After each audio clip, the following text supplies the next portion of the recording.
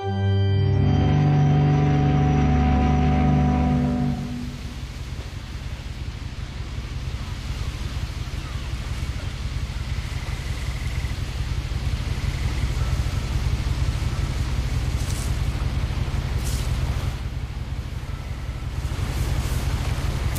lot of this isn't going to make sense to you, and I'm sorry about that.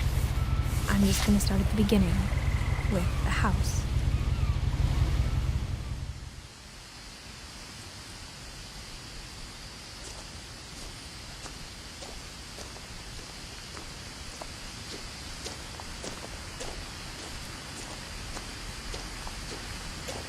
I lived here until I was 11, but I wasn't allowed inside half the rooms.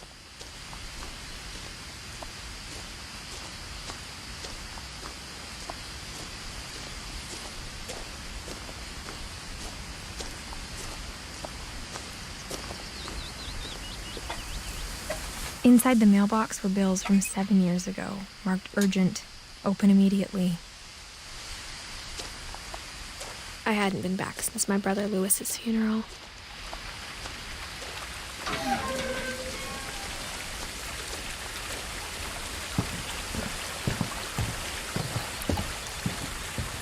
In her will, my mother left me a key, but didn't tell me what it unlocked. Maybe she thought I'd know. Or she thought that the mystery would be enough to bring me back.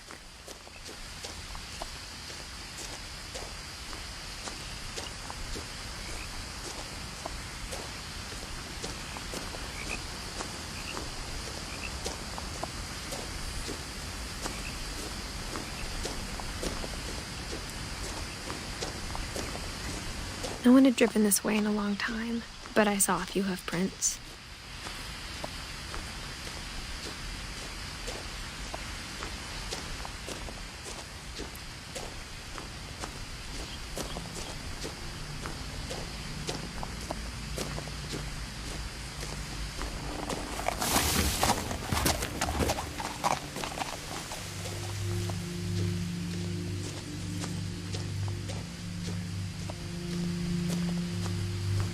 The truth is, even after I inherited the house, I never thought I'd come back to it.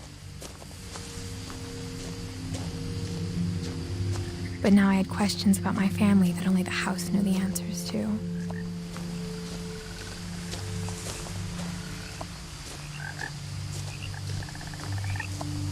The house was exactly like I remembered it, the way I'd been dreaming about it.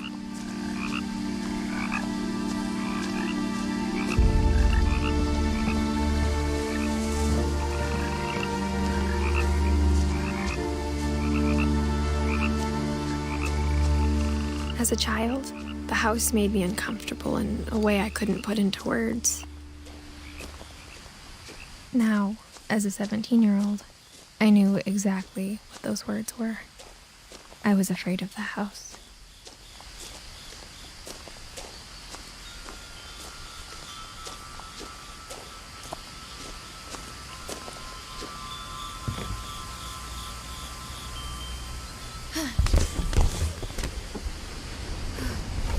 Crawling through the doggy door used to be a lot easier when I was 11.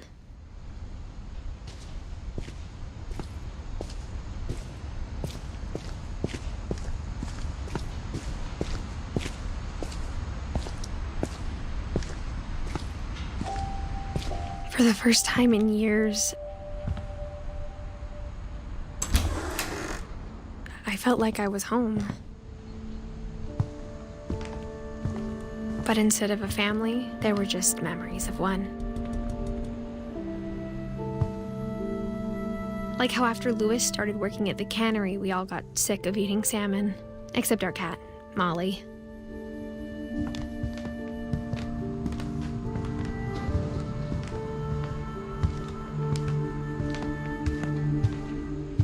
The table was still a wreck from the night we left. It was like a bomb had gone off, killing everyone but sparing the furniture.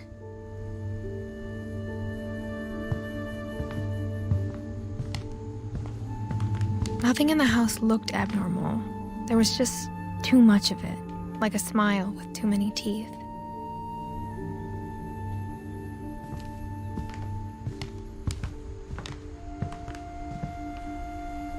Mom always told me to stay out of the basement, so I wasn't too surprised when the key didn't fit.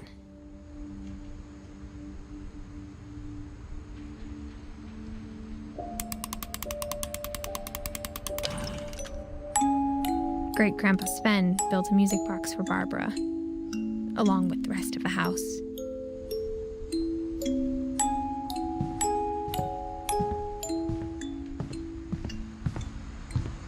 A lot of things got left behind in the whirlwind of that last night.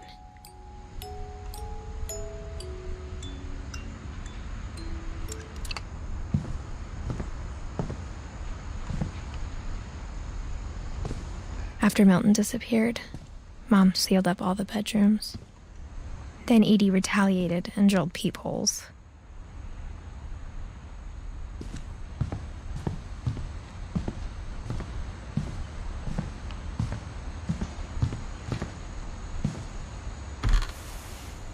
My Grandpa Sam spent 7 years sharing a room with his dead brother, Calvin.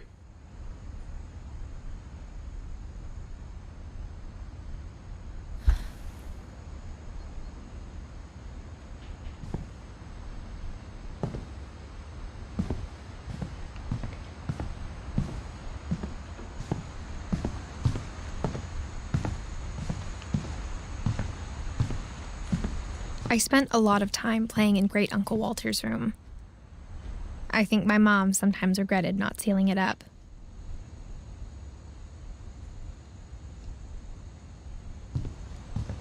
Louis told me there were secret passages, but I never believed him.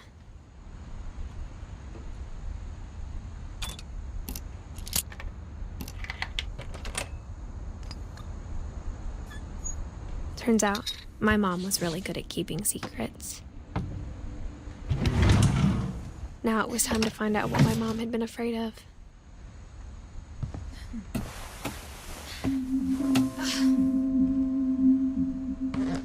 Reading this, maybe it sounds like I had a plan, but I had no idea what was behind that door.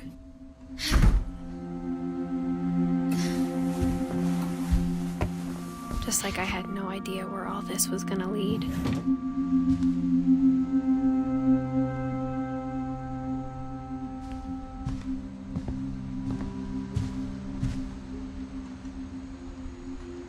I got the sense Edie had spent a lot of time here, before my mom sealed the doors.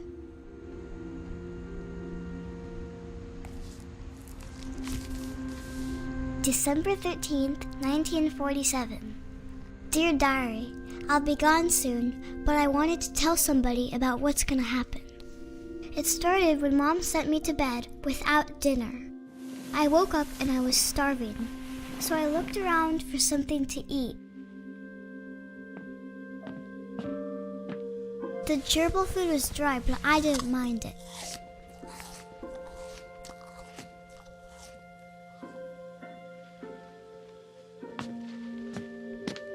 My Halloween candy was all gone. Mom, can I come out now? Sweetheart, it's late. Go to sleep.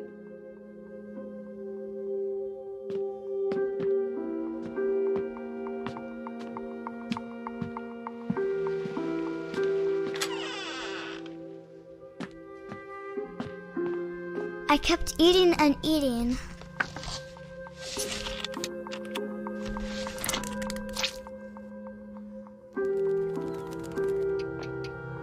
I ate a lot of things that night.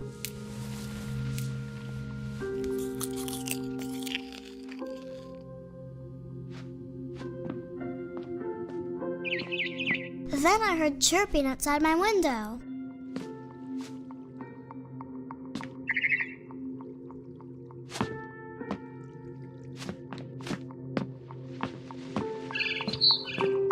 It was a barn swallow going back to her nest. I reached out for her.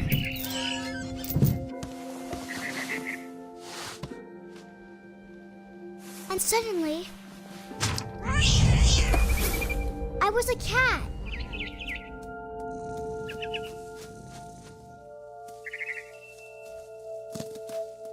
I tried to be quiet, but the bird was really scared.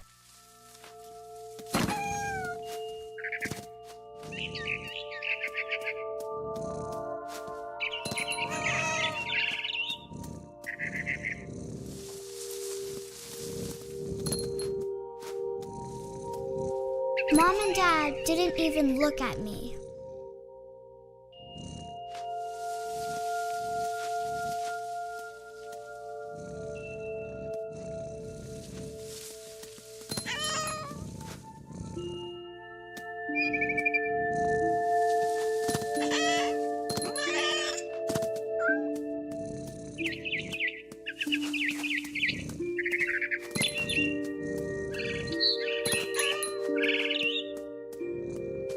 I jumped and I almost got her.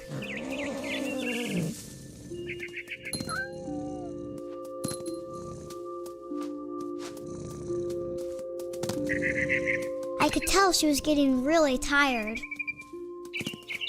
Now I was up in the big tree. I promised Dad I wouldn't climb it anymore. All I cared about was eating that mama bird. I gobbled her up. And suddenly, I was an owl. First, all I heard was the wind. Then I heard little teeth nibbling in the grass.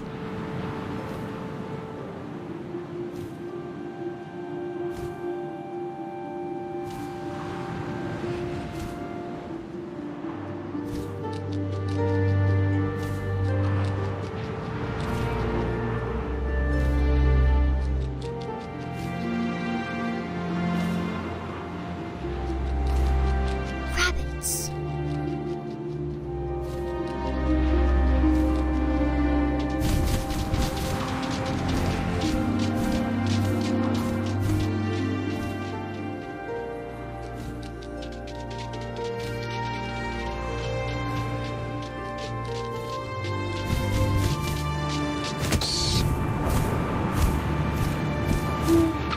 I imagined his face looking up and seeing mine through my talons.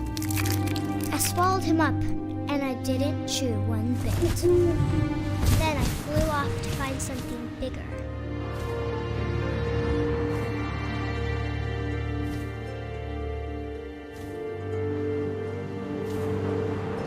A mama rabbit.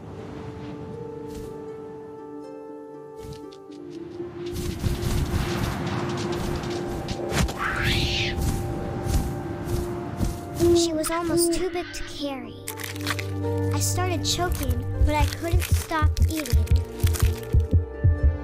And suddenly, I was a shark.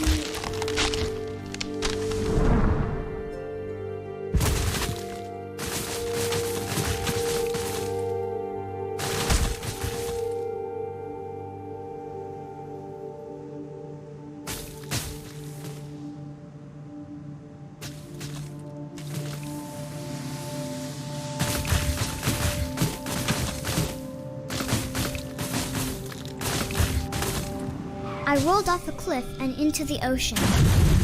Now, I was hungrier than ever.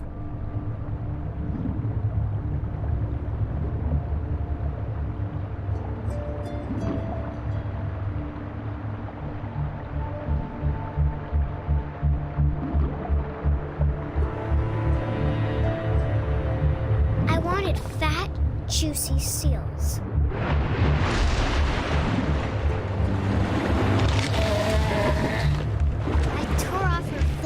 And it tasted really good.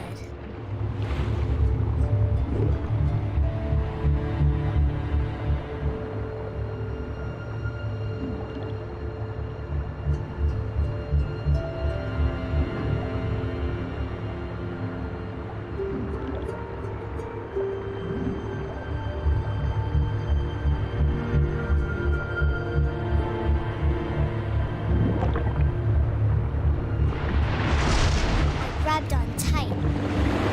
When I was so hungry, I jumped out of the water.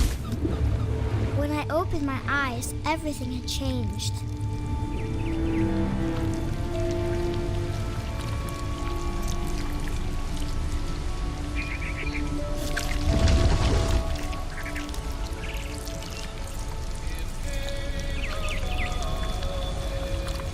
Now I was a monster, and I smelled people everywhere.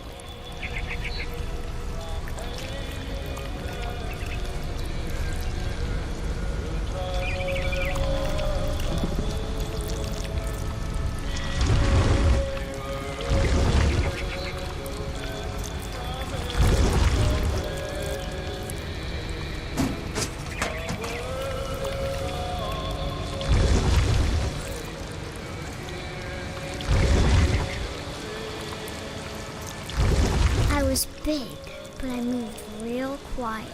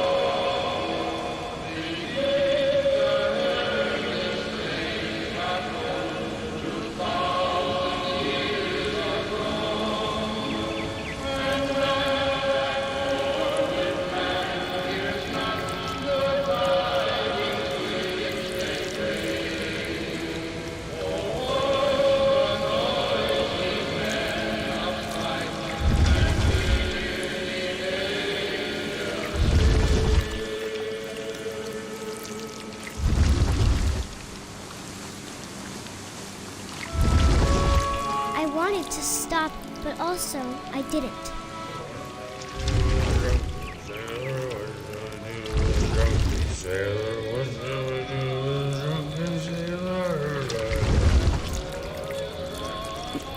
His belly was rusty. His belly was rusty.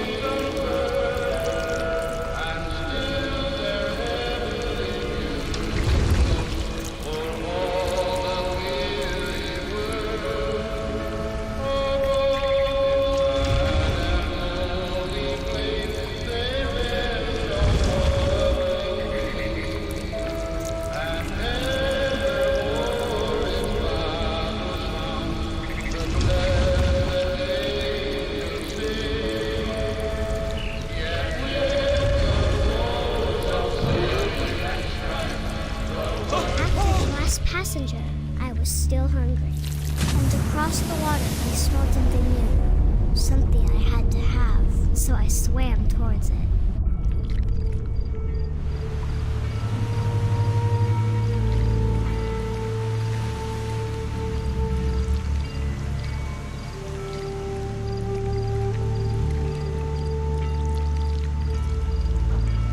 I slithered onto the sand, and the good smell went into an old pipe.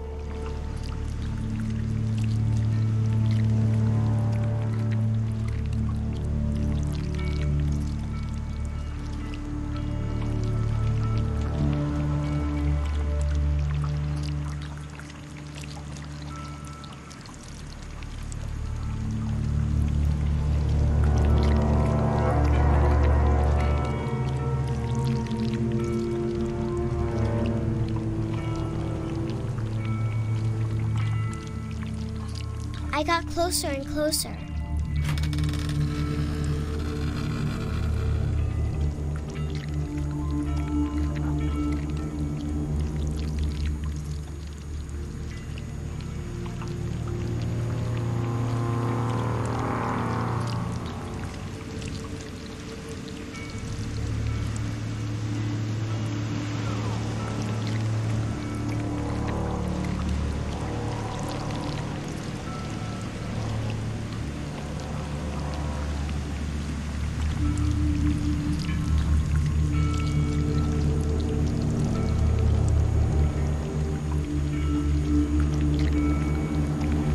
All of my stomach started growling. And suddenly, I was me again. I held my breath for a long time, but I couldn't hear anything. I think it's waiting for me to fall asleep, but it's not going to wake me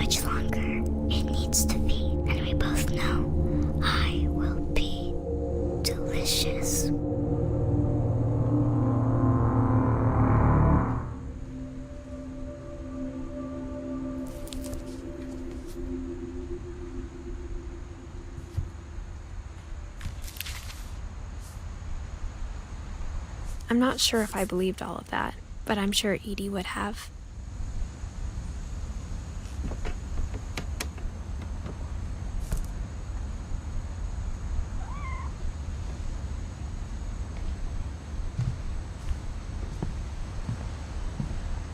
I grew up looking at Molly's room through the peephole.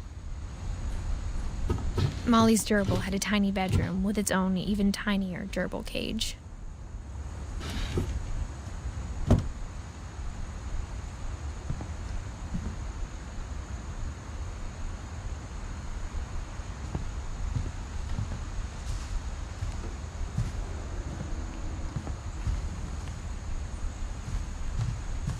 Being inside for the first time, I felt like I'd stepped behind a painting. I can't describe it, but I felt like some part of Molly was still here.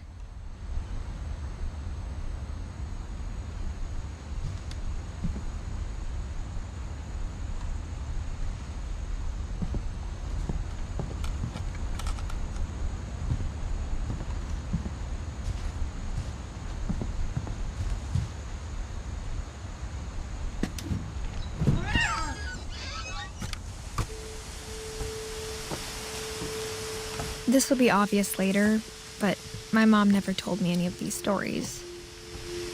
Edie would have, but Mom didn't like bringing up the past.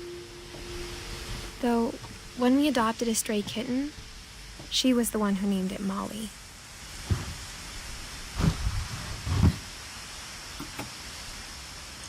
I spent a lot of time in Great-Grandma Edie's room.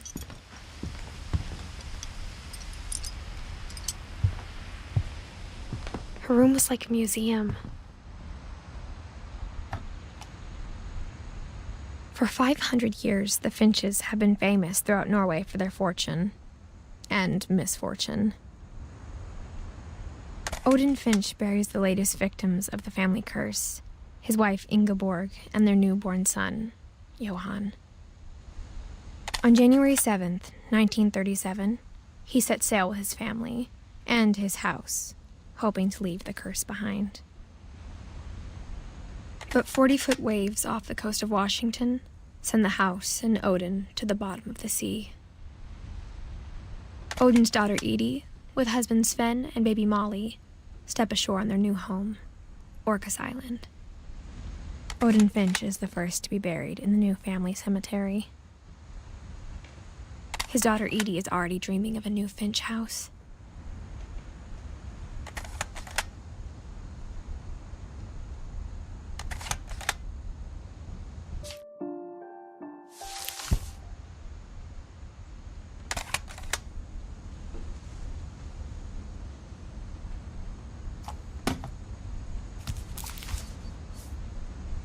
Whatever's wrong with this family, it goes back a long ways.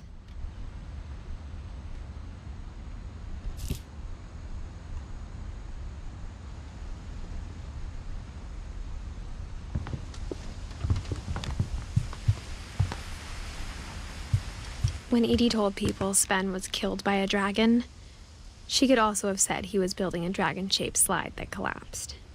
She could have, but she didn't. Even in her 90s, sometimes Edie seemed a lot younger than my mother.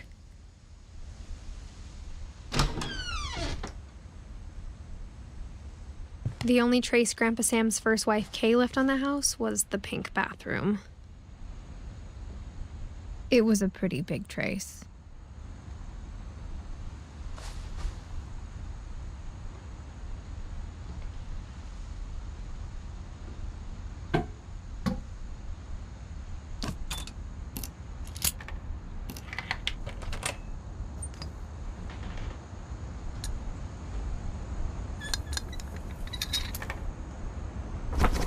There's a secret in this bathroom.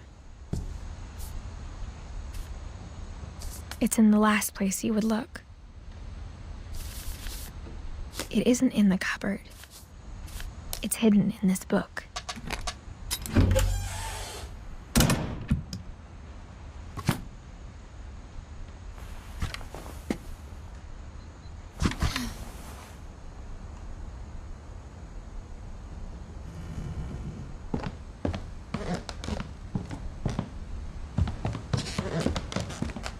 From the paintings on the wall, it was clear my brother Milton had been here before me.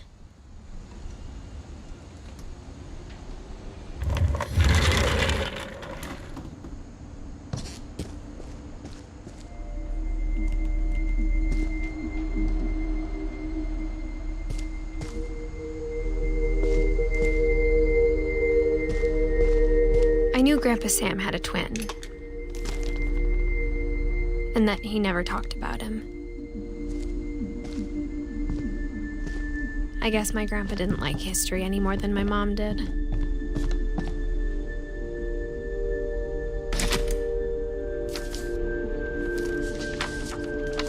How I Want to Remember My Brother by Sam Finch. The thing I remember is that when he made up his mind, that was it.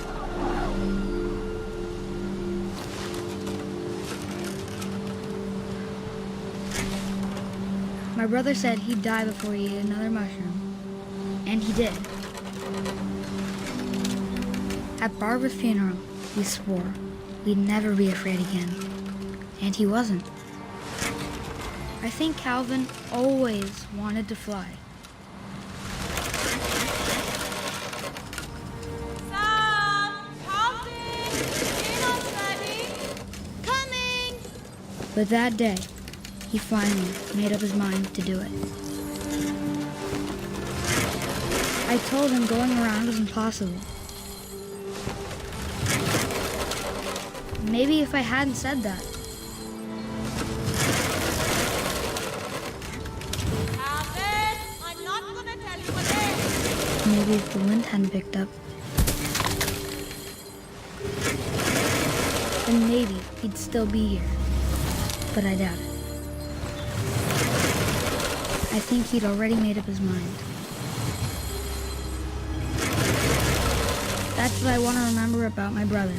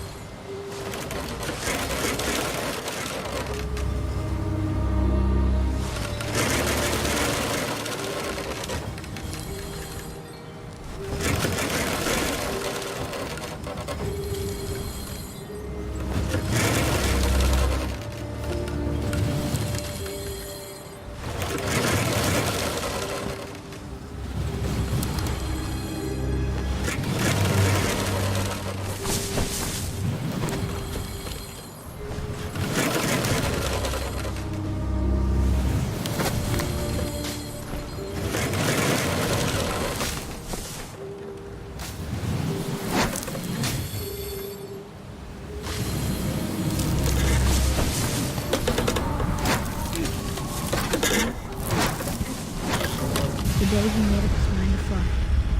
And he did.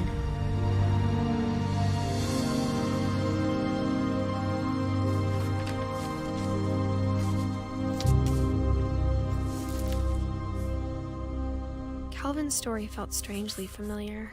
When I was younger, I remember trying to do the exact same thing.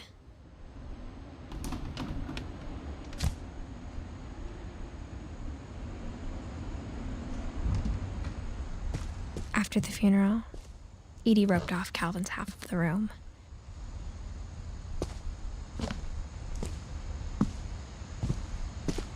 Mom said Grandpa Sam enlisted at 18 and never set foot in the room again.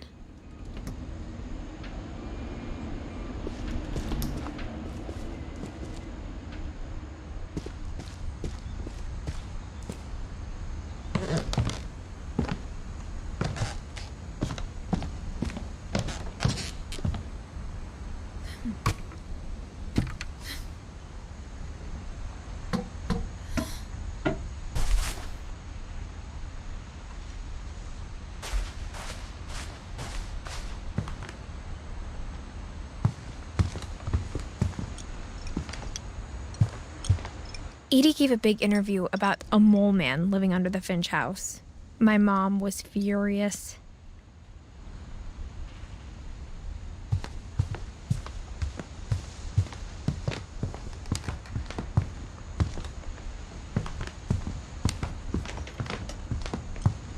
Louis died a week before we left, but Edie had already started to memorialize him. Edie knit me a new pair of gloves every year, just in time to replace the old ones.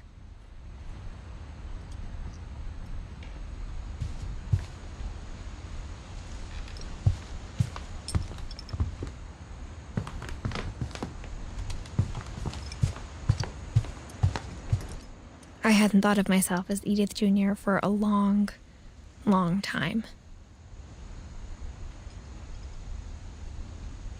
One summer, they evacuated the island, but Edie refused to go. For a few weeks, she was a celebrity.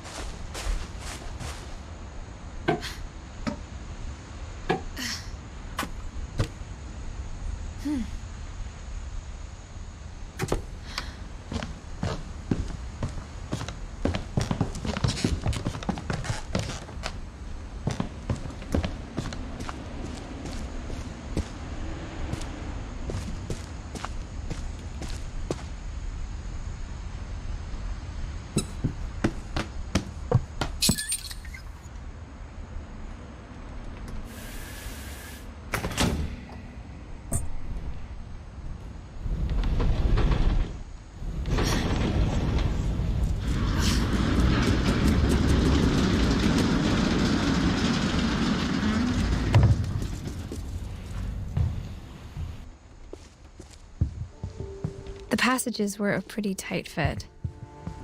They'd obviously been built for smaller hands and bellies.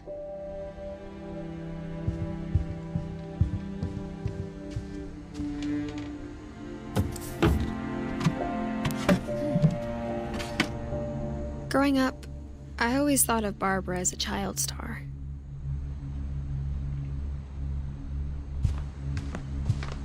I never thought about how hard it must have been for her afterwards.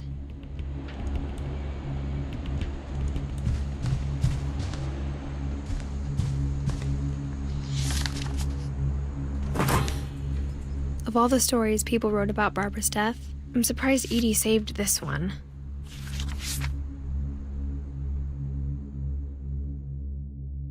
Old Jack here with another ghastly tale inspired by America's most unfortunate family. I'm calling it The Surprise Ending of Barbara Finch. As a child star, Barbara was famous for her scream.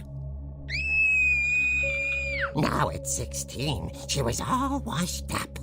A has-been. But in a lucky break, she'd been asked to perform her signature scream at a local convention for monster movie fans. It was just the boost her career needed. Unfortunately, her scream hadn't aged well. Getting better. I think you just need the right motivation. Her biggest fan and current boyfriend, Rick, was about to demonstrate when... Now that was a great scream. It was Barbara's father, Sven. He'd slipped into a table saw and had to be rushed to the emergency room. So Barbara got stuck babysitting her youngest brother, Walter. Her convention comeback was cancelled. Okay, I'm hearing frustration, but I'm not hearing terror. What if I tried... A gang of hoodlums in Halloween masks have been terrorizing Orcas Island tonight. Police are urging residents to... That came from the basement. You're right! Also, I loved your delivery on that. Why is your basement door locked?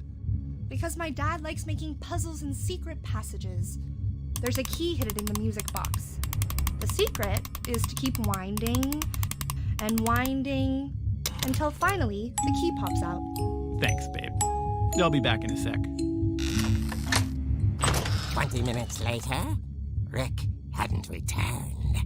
So Barbara went to look for him, right on cue.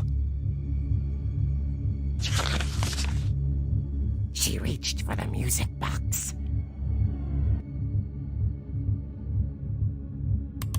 And as she wound the key, she listened for Rick, but the house was silent.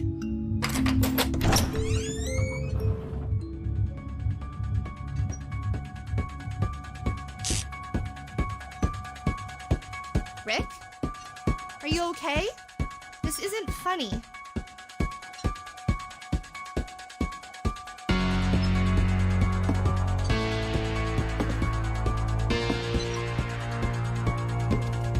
She found Rick's crutch and imagined the worst.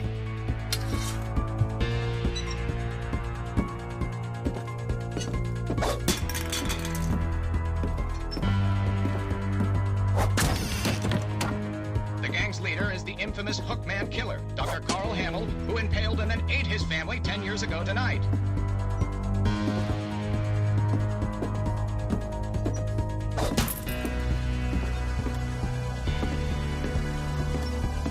The old fridge rattled and grew still.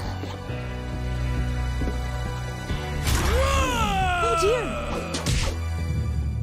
Oh! Rick? Barb, relax. I was just trying to scare you to help you find your scream. Well, I'm not scared, Rick. I'm furious. Then act furious. All I'm getting from you now is that you're hurt and confused and... She threw him out, but she kept a little something to remember him by. Barb, have you seen my other crutch? And she was still holding it when she fell asleep watching the late picture show. Hours later... Barbara! Walter, what's going on up there? Ah! Okay, I'm coming up, but if this is a trick, you're dead, Walter.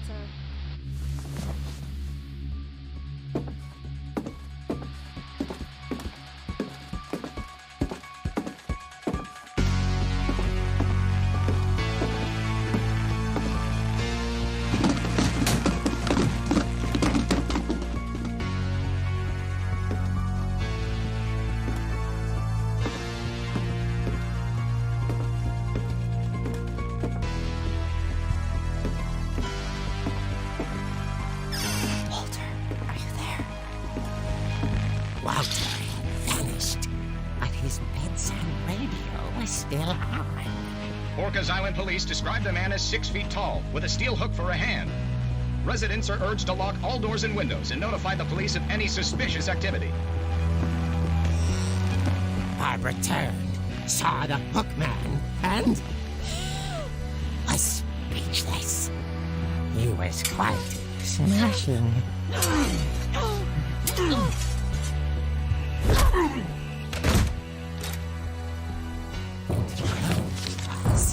He couldn't get enough of Barbara. Okay, Barbara. There's gotta be another way out of here.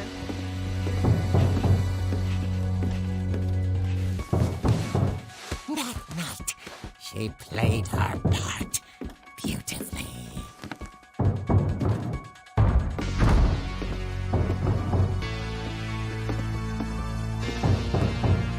She thought about abandoning Walter, but just couldn't do it.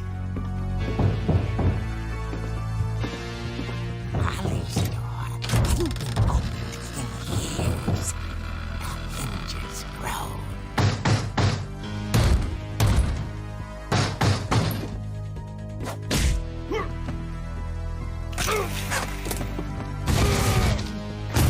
He wasn't moving, but she sensed the story might not be over yet.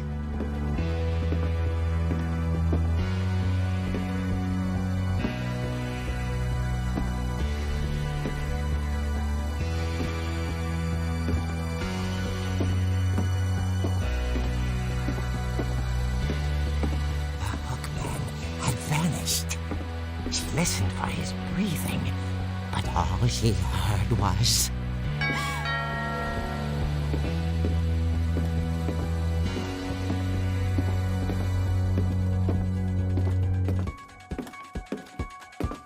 At the door, she heard whispering. It was coming from inside the house.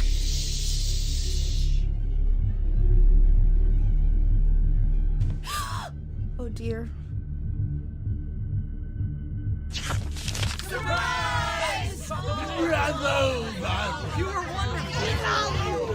monsters had come to surprise her.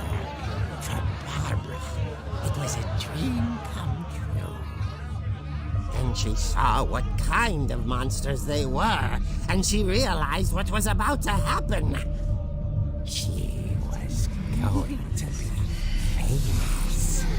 And with her final breath, Barbara Finch gave the performance of her life.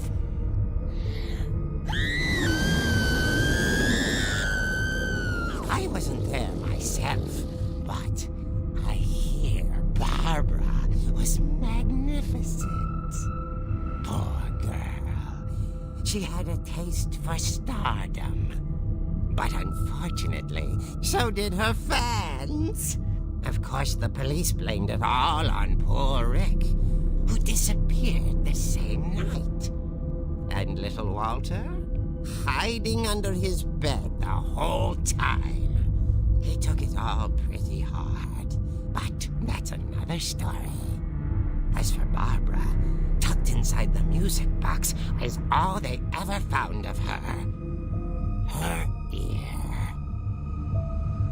Now that's what I call a real eerie tale.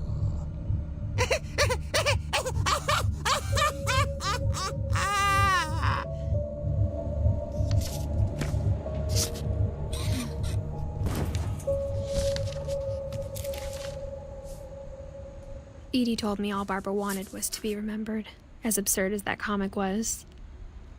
Maybe what Edie saw was a happy ending.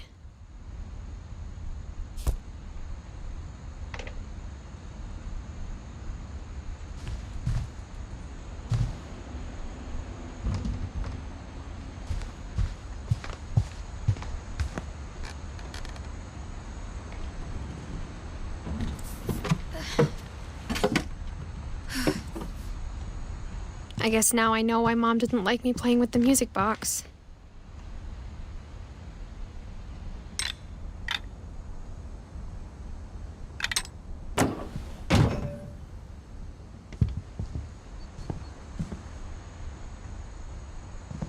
Edie's father, Odin, built the original house.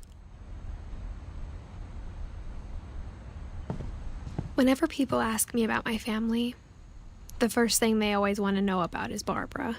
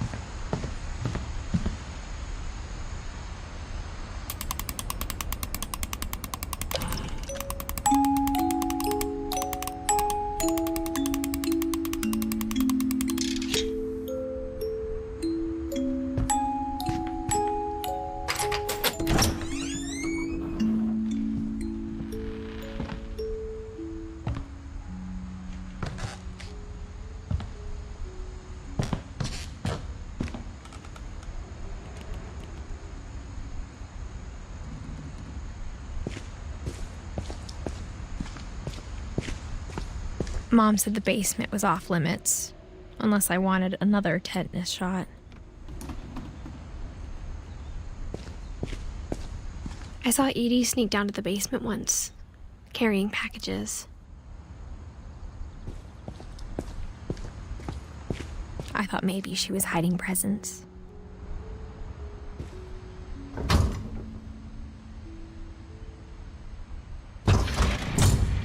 It turned out she was hiding a lot more than that.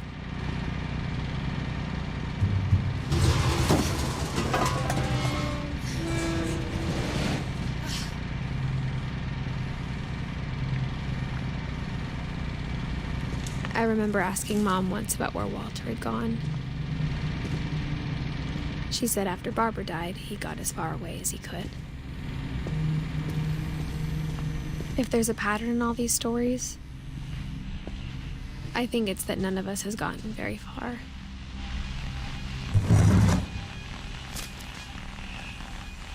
Goodbye, everyone. I can't believe I've been down here for 30 years.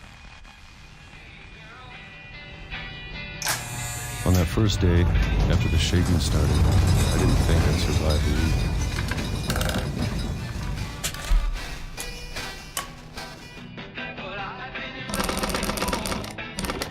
But after a few days, I settled into a routine.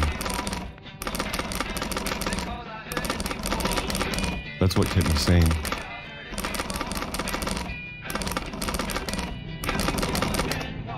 Having a schedule, living for today. I always expected to be dead tomorrow. But if you wait long enough, you get used to anything.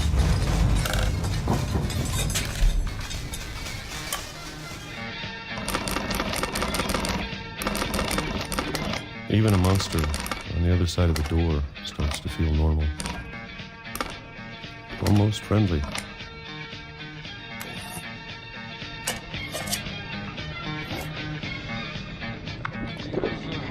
And then one day, everything just stopped. Whatever that thing was, it was gone. Maybe it got tired of waiting. Or maybe I just got tired of being afraid.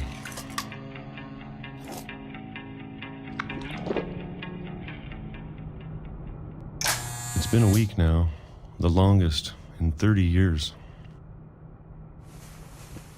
I'm done waiting. I have to leave while I still can.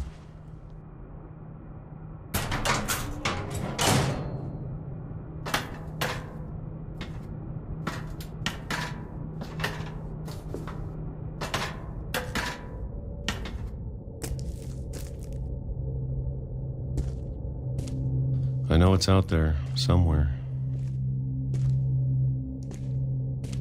Whatever killed Barbara and Molly and Calvin.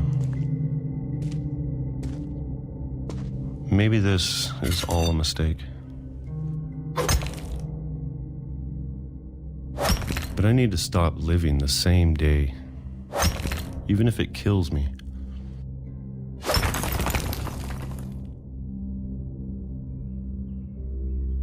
Whatever's out there, I want you to know I'm ready for it. I'm going to appreciate all of it, especially the food. I don't mind if I only have a year left, or a month, or a single week. I'd be happy with one new day. I can already imagine the sun on my face.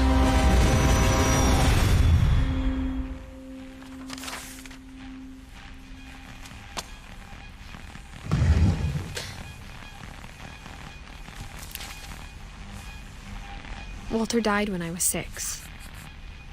I can't believe my mom never told me he was down here.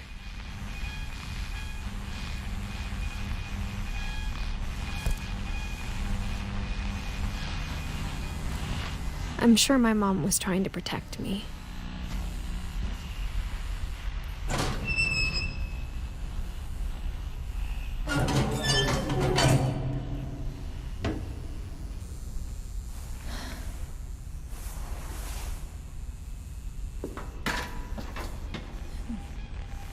Maybe she was afraid I'd end up like Walter.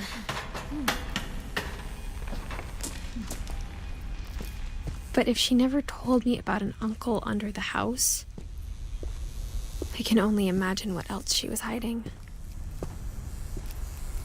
I don't want to make the same mistakes she made, trying to bury something that's still alive.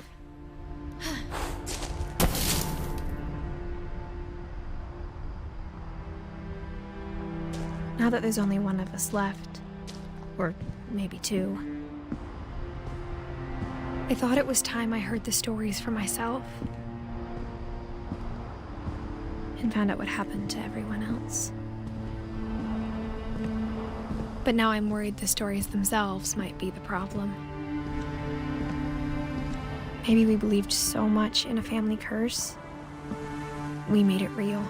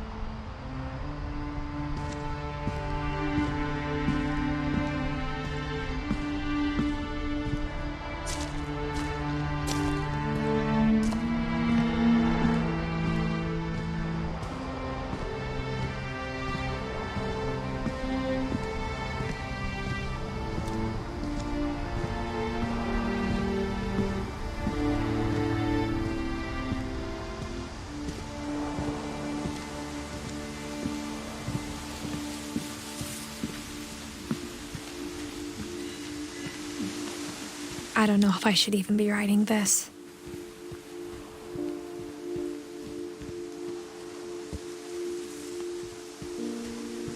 Maybe it'd be better if all this just died with me.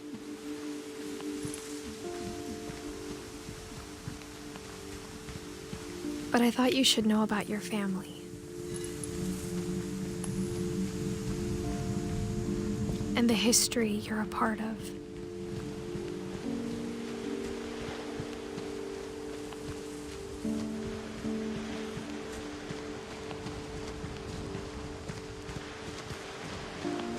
Though to be honest, I feel as lost as you probably do right now.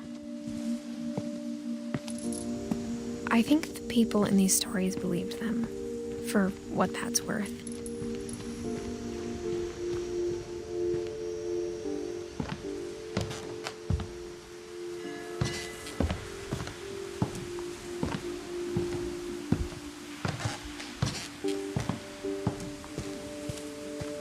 And when you look at the house, that history of imagination and stubbornness and madness, any of it seems possible.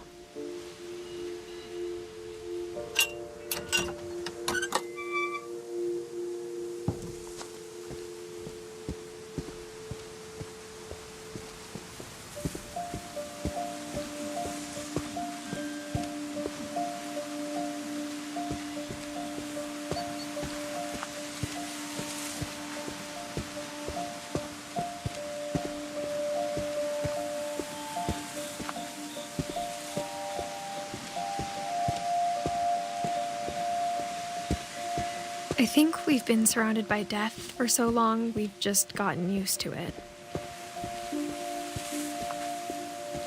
What kind of family finishes building a cemetery before starting the house?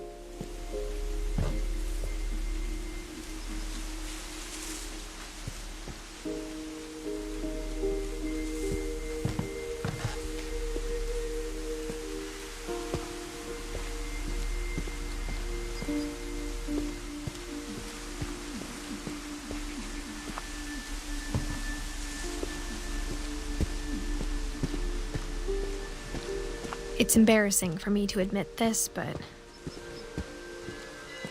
the pet cemetery made me more uncomfortable than the human one. 3 of the gerbils are mine, and 2 had been my fault.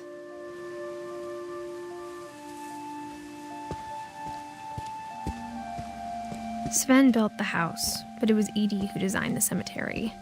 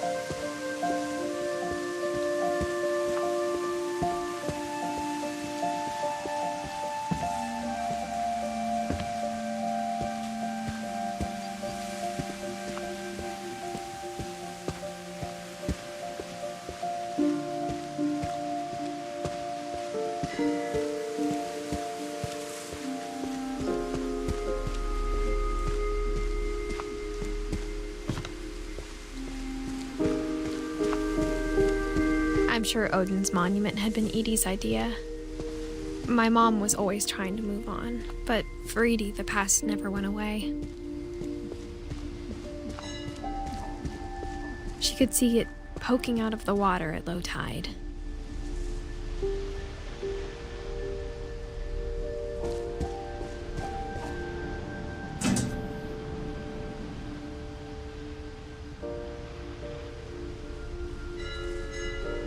Edie said she dreamed about the old house every night.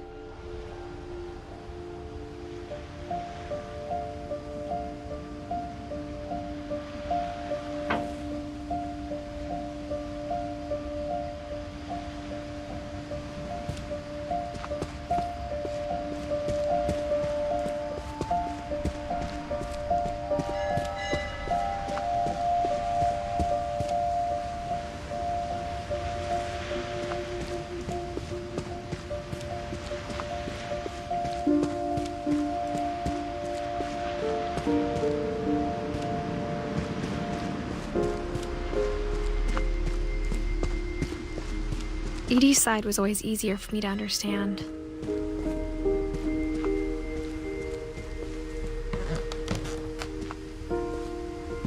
But the older I get, the more I can see where my mom was coming from. Her dad had been pretty strict, but it wasn't enough to save her brothers. She was just trying to do better.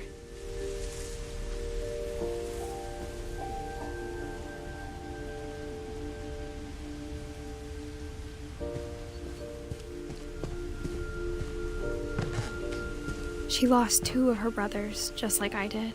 I get why she tried so hard to protect us.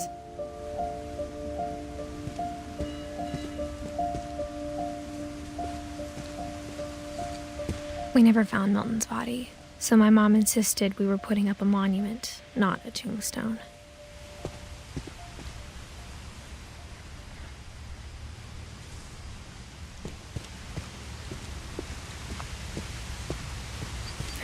things I wish I could ask my mom now.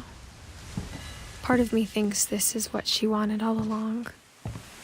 For me to come back someday and find everything out for myself.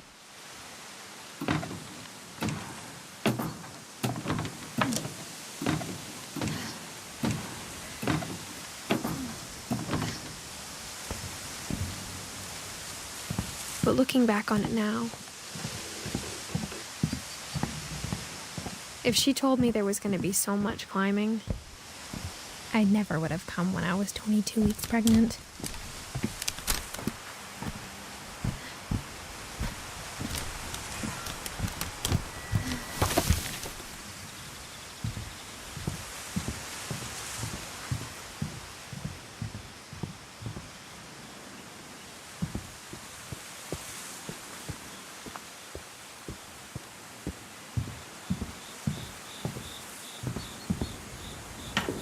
I never met Grandpa Sam, but I think he and my mom had a lot in common.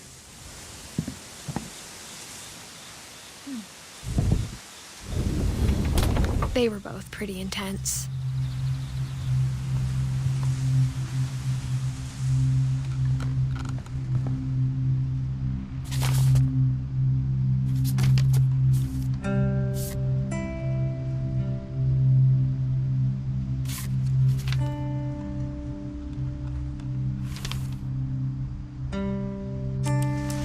Dawn, I promise, you'll never forget this weekend. Yes, sir. These memories are gonna last a lifetime. Hmm? Perfect. Am I gonna have to shoot anything? It's gonna rain the whole weekend, isn't it?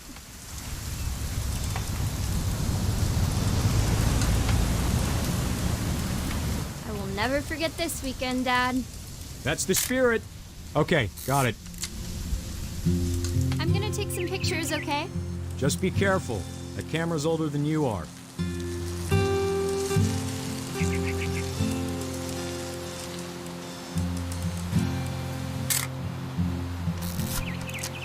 You're right, Dad. It's starting to clear up. Still freezing, though.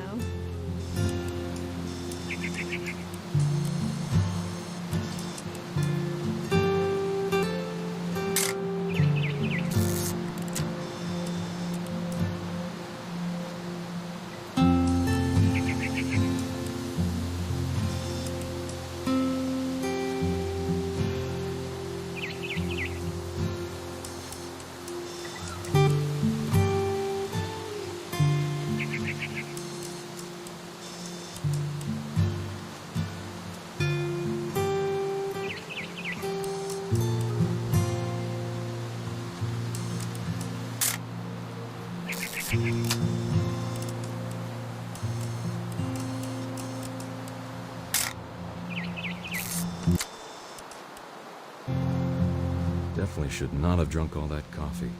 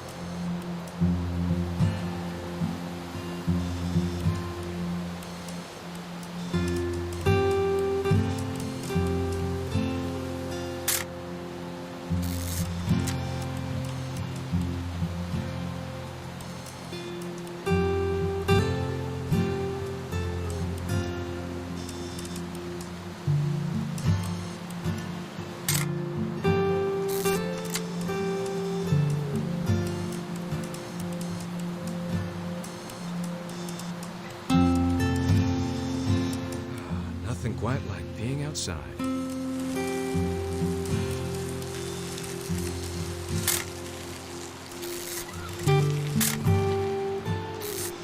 Oop, a little more gas in the tank, I guess.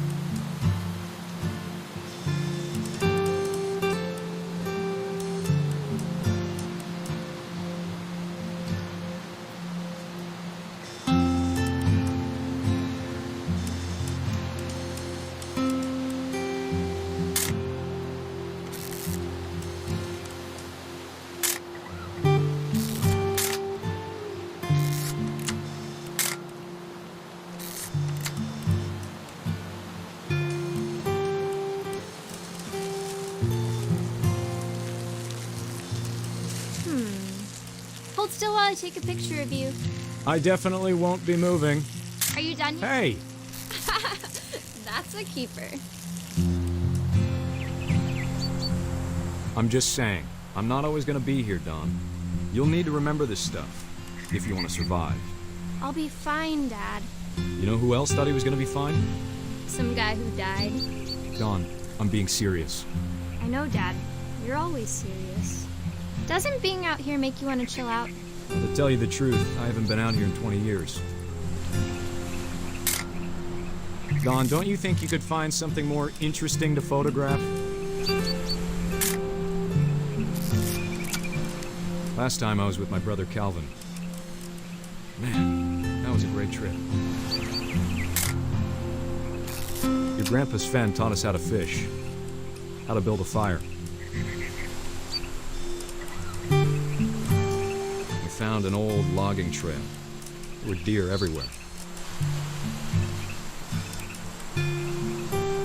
I bet if I could remember where that trail was, we'd spot a buck for you in no time.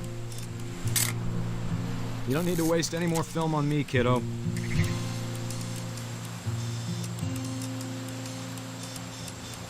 Give me a minute to check the map.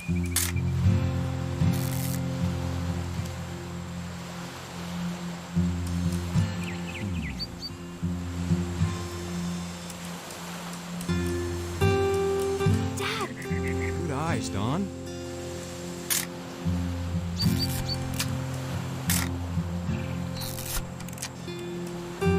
Before you take the shot, let me get a picture of you. Dad, I... Just breathe. Turn off your imagination. Focus on your target. Let me get behind you. Do I have to do this?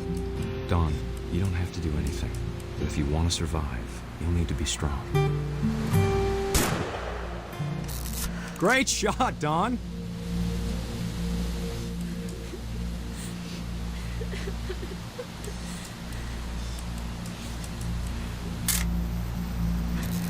I'm proud of you, Dawn. Always remember that, okay?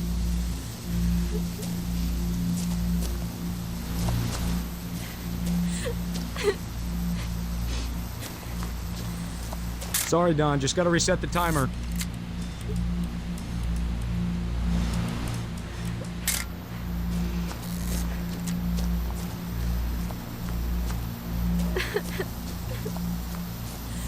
Dad, it's twitching. I think That's it's totally so... normal, Dawn. Just focus on the camera. Try not to think about... Dad!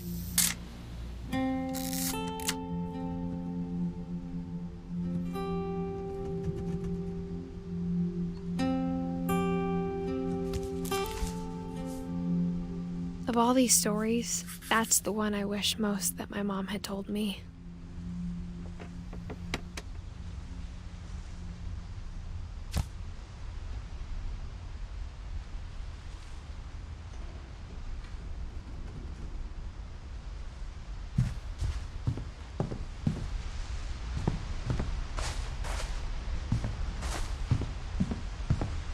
Sam spent his life shooting photos, but Mom said he got nervous being in front of the camera. I guess we're all afraid of something.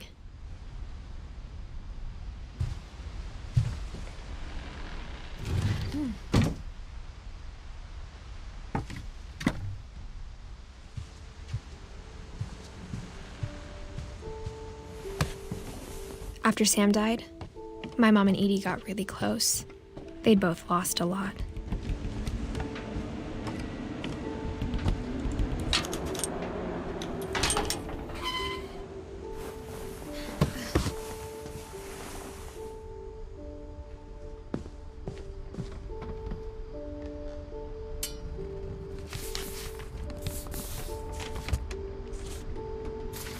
Dear Kay, do you remember the way Gregory used to laugh when he thought he was alone? Like something funny was happening, but only he could see it. I think he saw things the rest of us don't.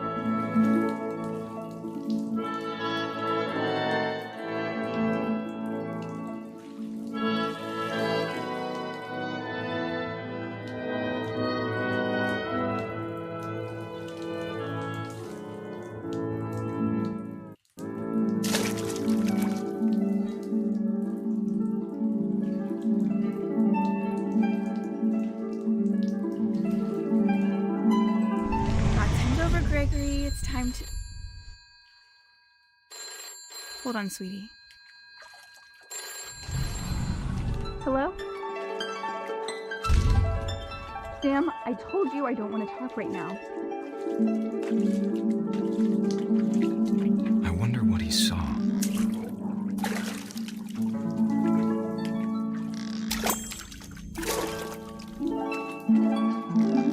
What his world was like.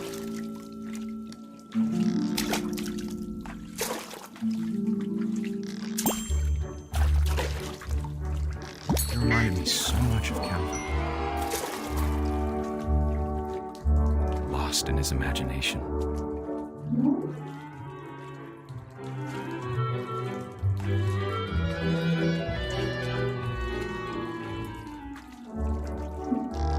Whatever it was he saw.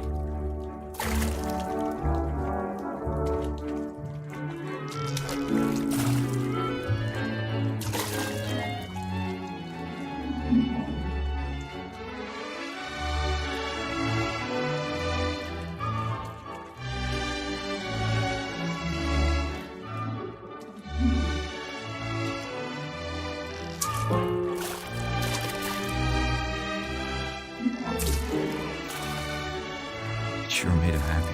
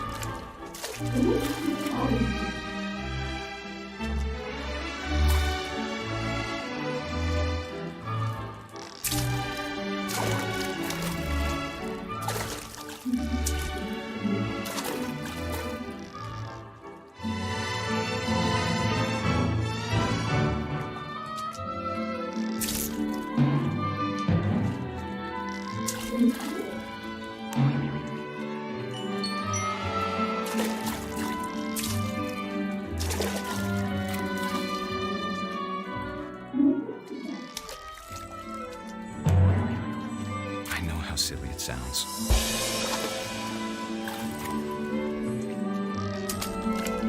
But I worried about a baby being too happy. But I could feel him slipping away. Sorry about that. that Gregory? I know you did everything you could.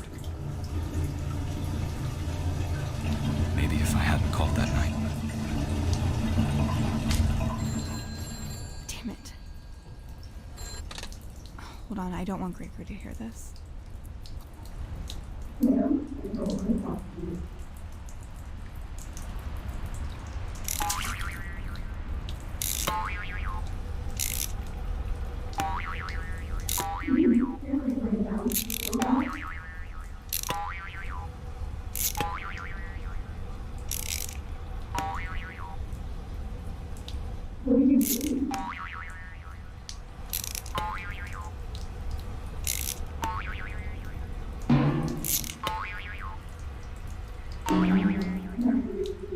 I wish he could have told us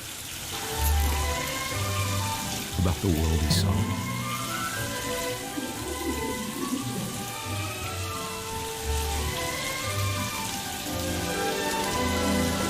There's so much I don't understand about Gregory, about everything.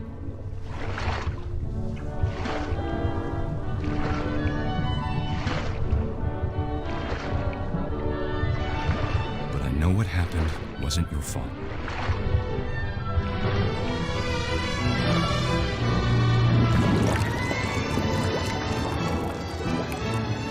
I'm sure he's happy. He'd want you to be happy too. Good luck, Kay. Love, Sam.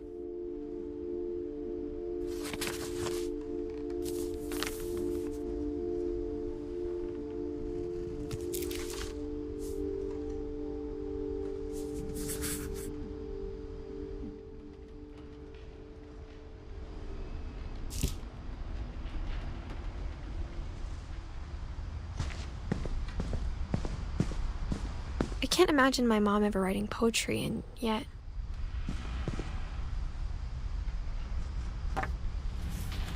A poem for Gus, who always said the wedding was a bad idea. Our father never hit us kids, at least not very hard, before the day my brother said with teenage disregard that he'd be dead before he'd see a wedding in our yard.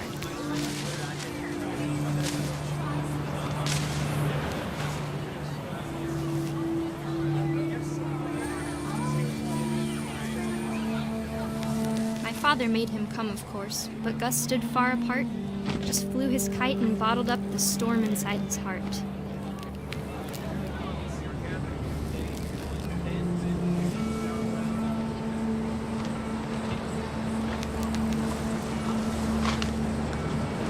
I tried to talk him out of it, but though he'd never met her, we don't need a stepmom, were the words that I now pronounce you husband and wife.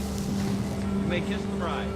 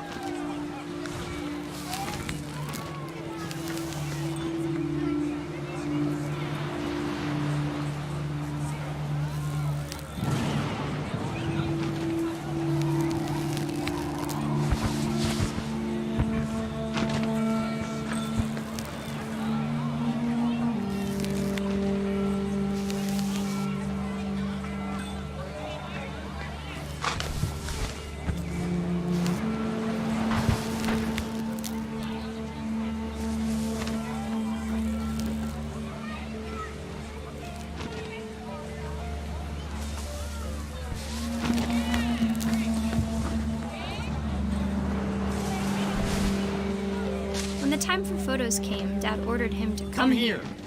But Gus declined, and as a sign held up his middle finger.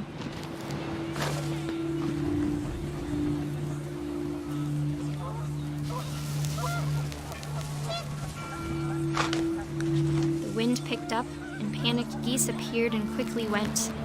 But all the humans did that day was go inside the tent.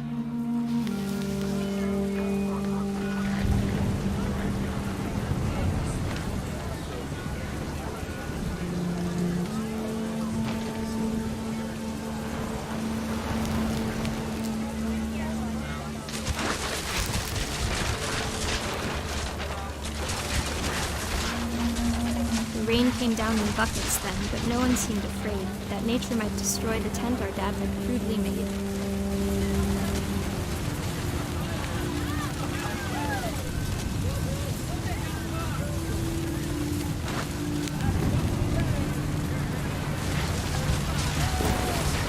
The thunder sounded much too close and full of angry power. But all my father said to this was, "Make the music louder."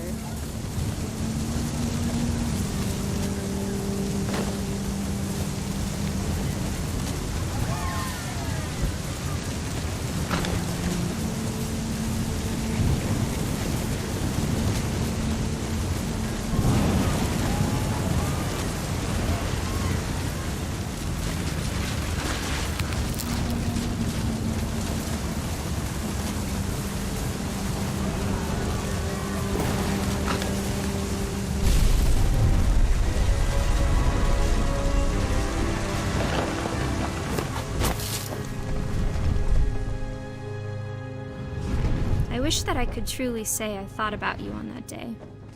Out there on the beach alone, just you, the wind, the sea, and foam. But I didn't, until we found you.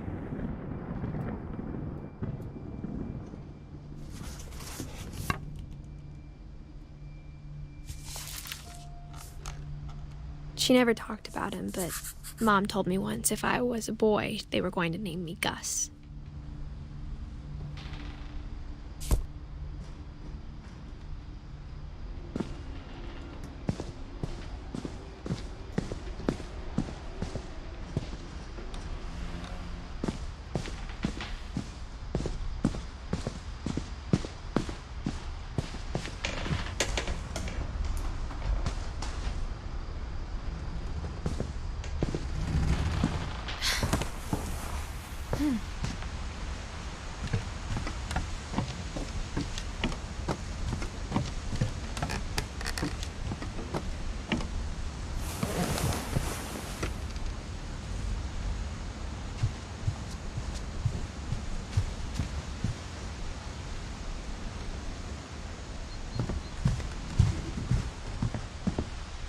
Instead of hiding from death, Sam seemed to go out of his way to meet it.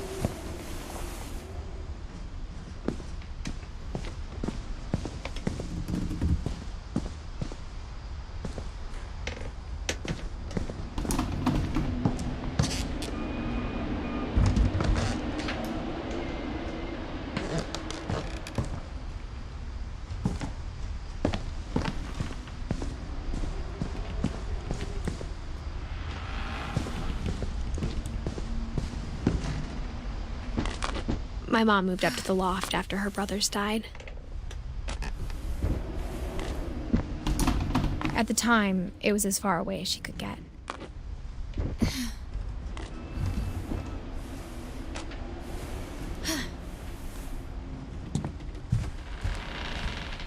She spent a summer building houses in Calcutta, where she met my dad, Sanjay. My mom moved to India a week after graduation and got a job teaching English. Louis was born a year later.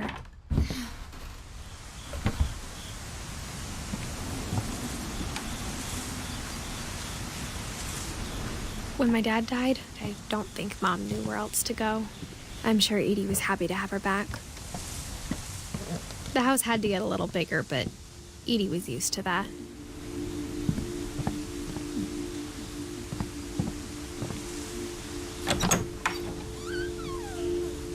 And for a while, things were good. Almost normal. But it didn't last. The beginning of the end was Milton's 10th birthday, when Edie gave him a castle.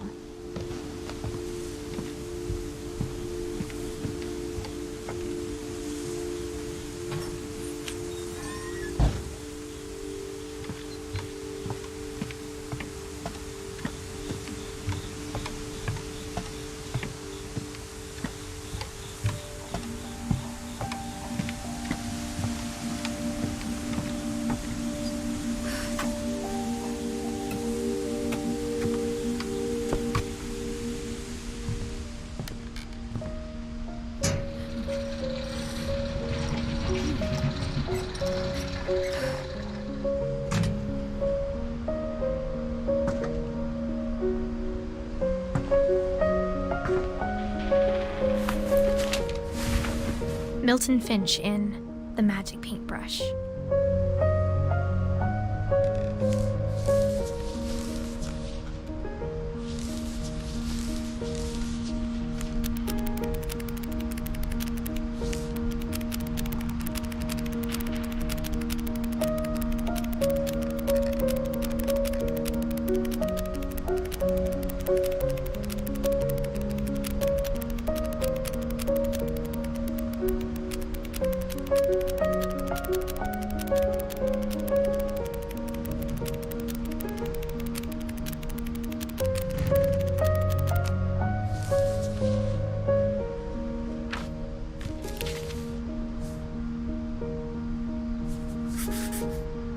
I was 4 when Milton disappeared.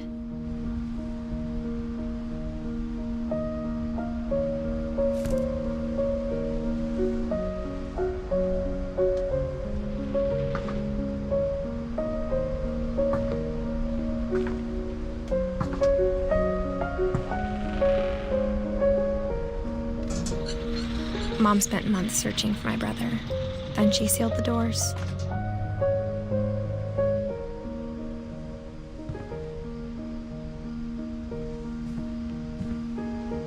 Whatever Milton had found in the house, Mom didn't want it getting out.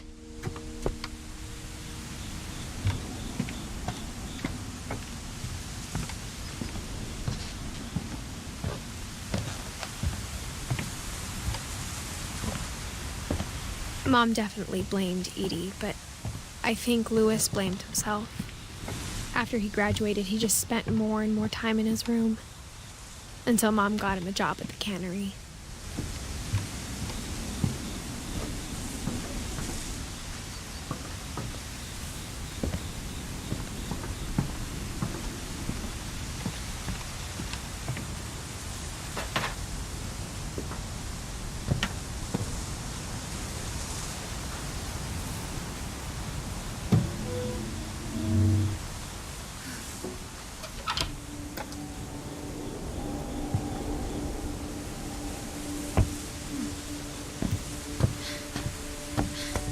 Louis's room smelled very, very familiar. That part of him lived on.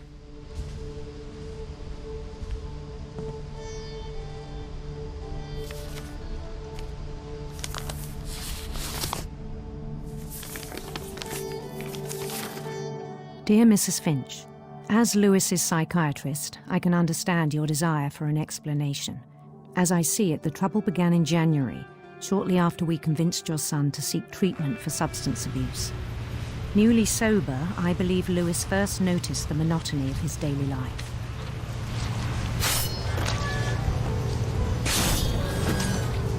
He kept working at the cannery. But he withdrew part of himself. In our sessions, I saw the same behavior. His mind began to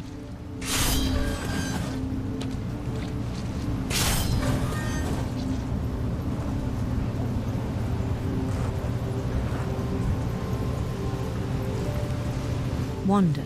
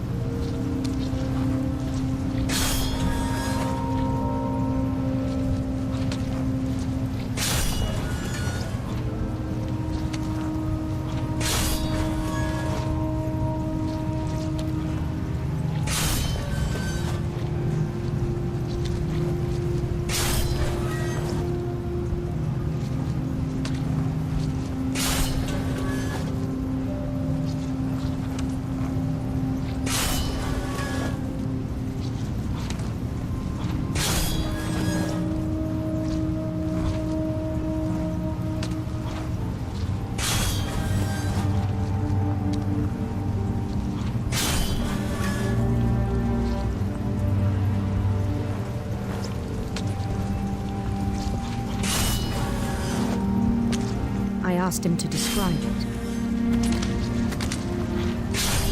He said he started small, imagining a labyrinth. He'd feel his way about. Then something moved. Bats.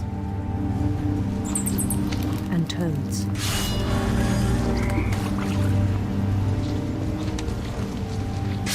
And things that have not names. He knew it was all in his head.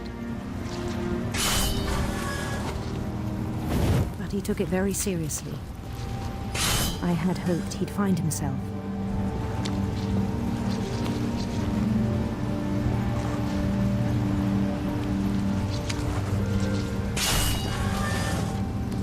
But he found something more.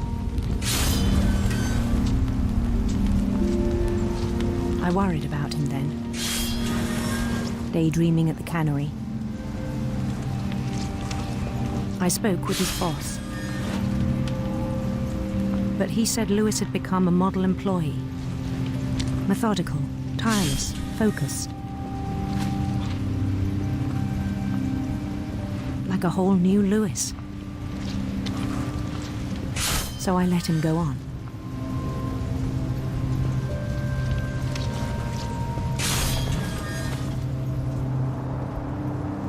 I even encouraged him. It seemed very promising at first. He told me he'd made a new friend.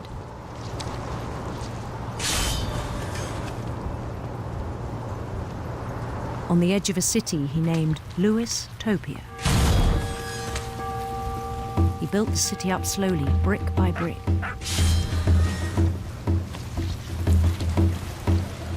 Then he made musicians.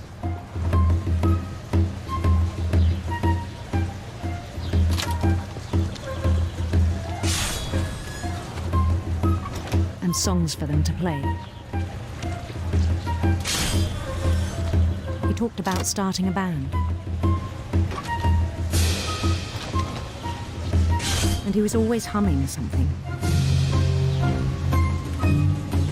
Every day his imagination grew stronger.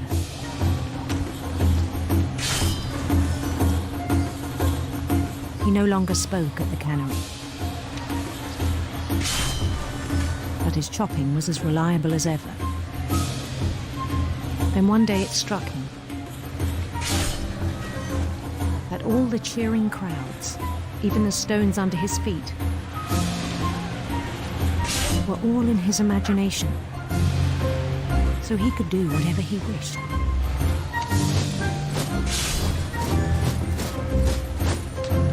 He held an election for mayor. and he won. They begged him to stay, but his mind was already wandering. It became a game for him.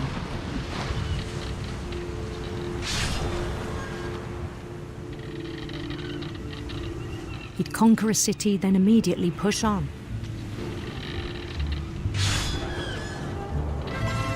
New Louisville.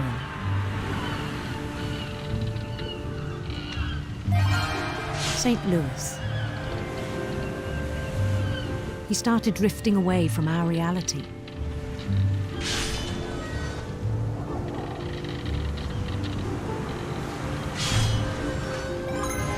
Minneapolis.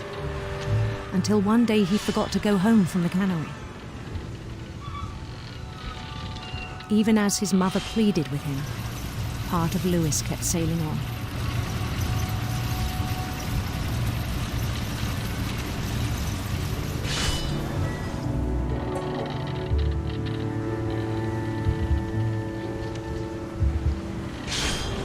In Louisburg, he heard rumors of a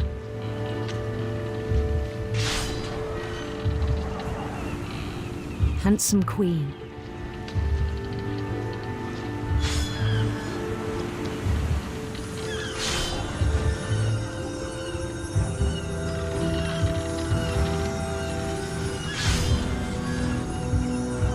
The queen was on her own quest for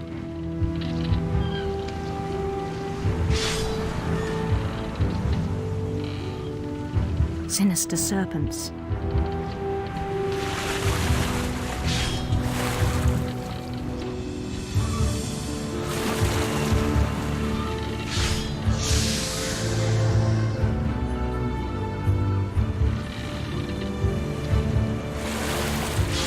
He followed the sound of her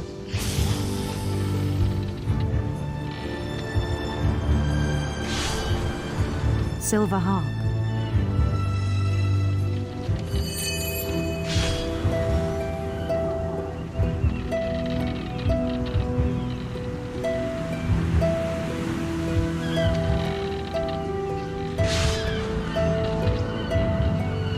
His chase led him to a golden palace east of the sun and west of the moon.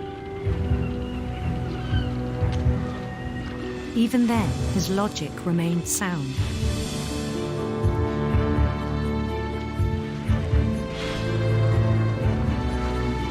He knew the world was all in his imagination.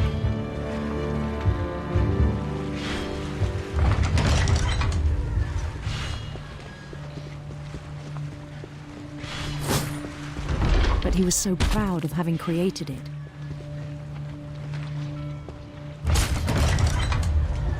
In his own eyes, he'd become something greater than a king.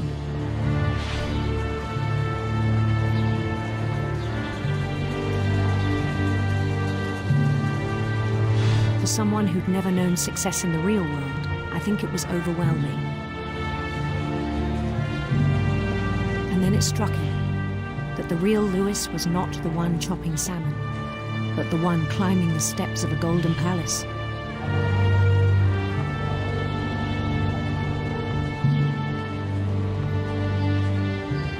My imagination is as real as my body, he told me. It was hard to argue with him.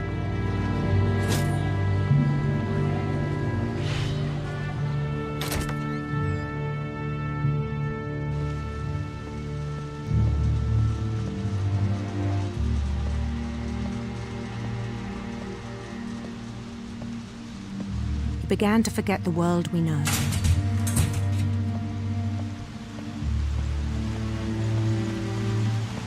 I think it pained him to remember Louis, the cannery worker.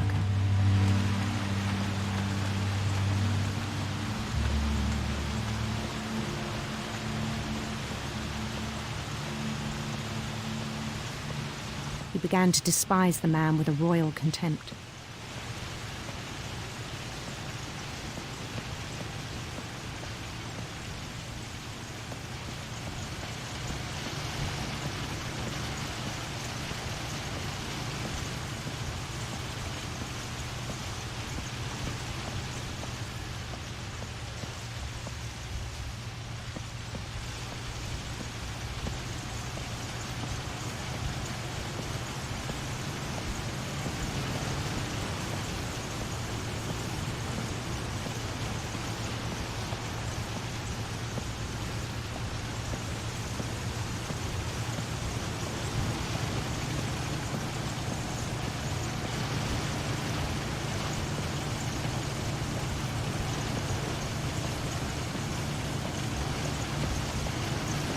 I still thought I could save him. Even after he said he was being crowned king over all the lands of wonder. The palace would be packed with his companions.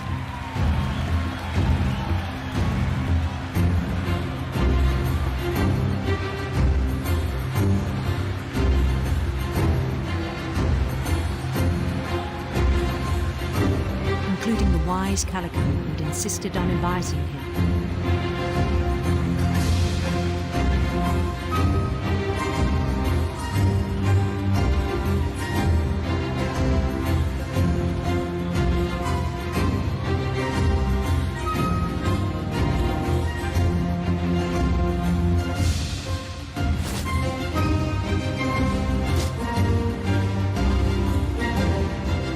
His queen waited, holding his crown.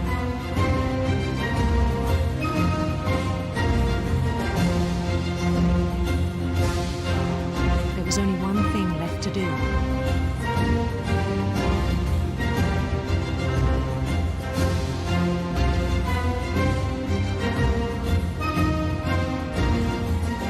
Bend down his head.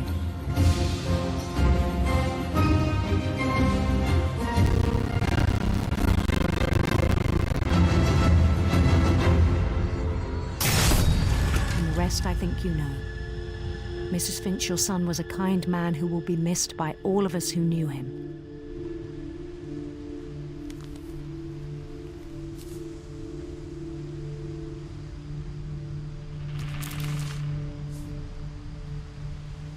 My brother was really cool. I wish you could have met him.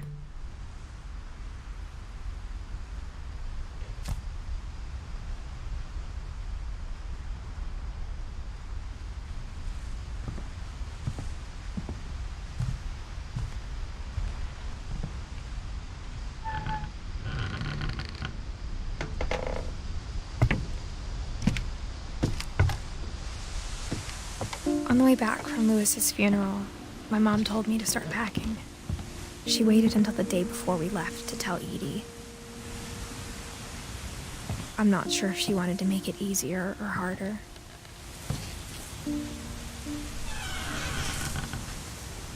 I wish we'd stayed. But I understand why we left.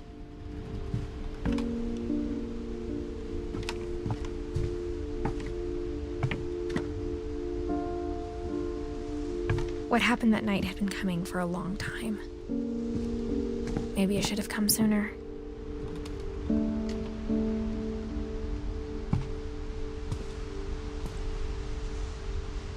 But it had to end one way or another. All that's left now is to tell you about that last night.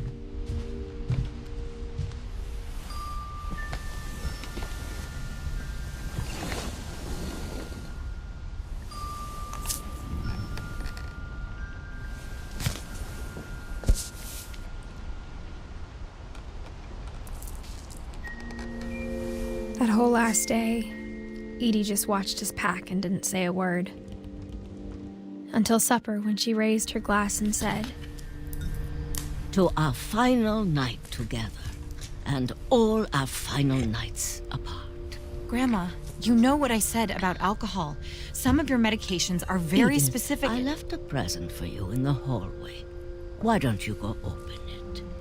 The grown-ups have to argue now. I'm sorry, you're right. We're all leaving tomorrow. Let's just enjoy our last... I'm not leaving. Edith, you're excused.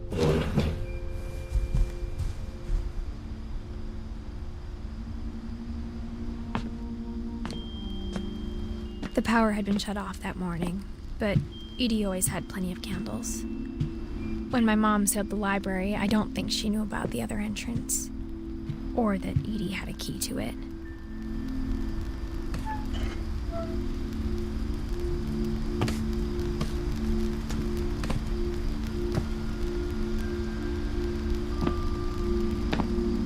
The thing you're afraid of isn't going to end when you leave the house.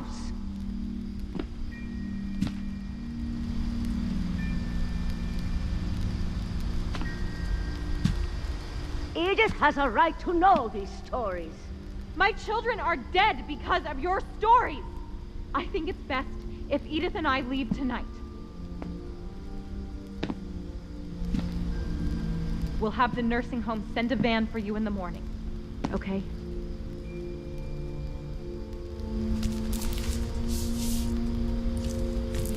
Dear Edith, there's so many stories I wish I could tell you, but there's only time for one. This is about what happened on the night you were born. That night, the tide went way, way out. It was the first and last time I ever saw the old house aground. There'd been an earthquake out in the middle of the ocean. They called it the lowest tide in 1,000 years. God, it smelled awful. You know, I've seen that house every day of my life. But I never thought I'd go back to it. When the fog rolled in, I lost my way.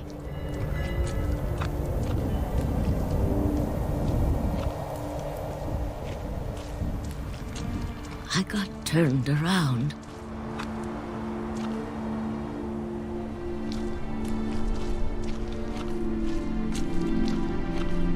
I started seeing things.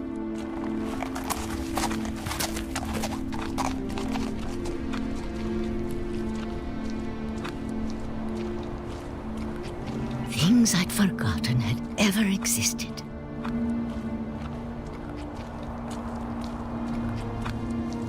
When I saw them, they felt like old friends. That night, a lot of things came back to me. Or maybe I came back to them.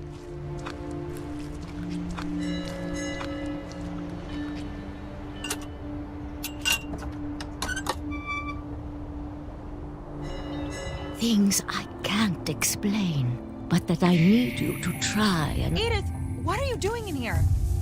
It's mine. Edith! Mom, you're gonna rip it! Let go! I kicked and screamed, but Mom dragged me to the car. I never saw Great-Grandma Edie again. The next morning, the band came to pick her up, but she was already gone. After that, we moved around a lot.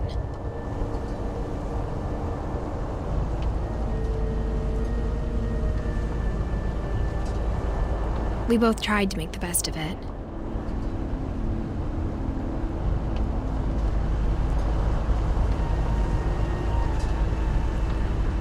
A few years went by.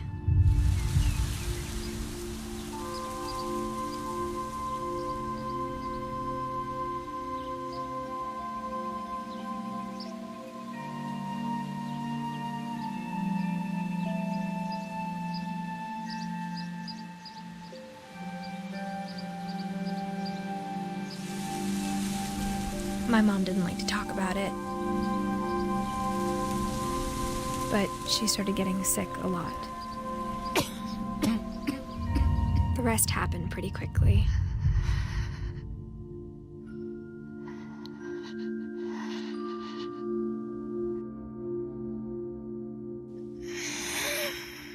She got better for a while, and then she didn't.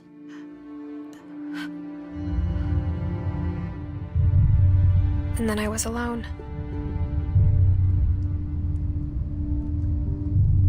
The last Finch left alive.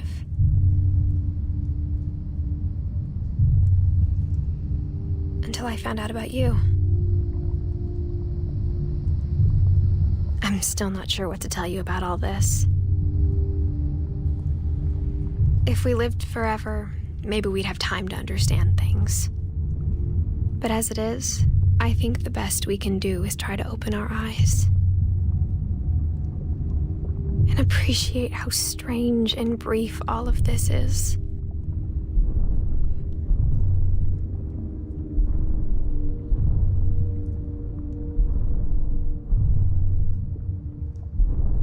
This journal was supposed to be for you. But now I hope you'll never see it. I just want to meet you and tell you all these stories myself. But I guess if you're reading this now, things didn't work out that way.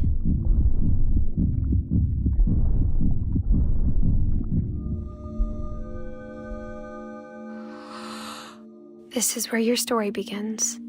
I'm sorry I won't be there to see it. It's a lot to ask, but I don't want you to be sad that I'm gone. I want you to be amazed that any of us ever had a chance to be here at all. Good luck.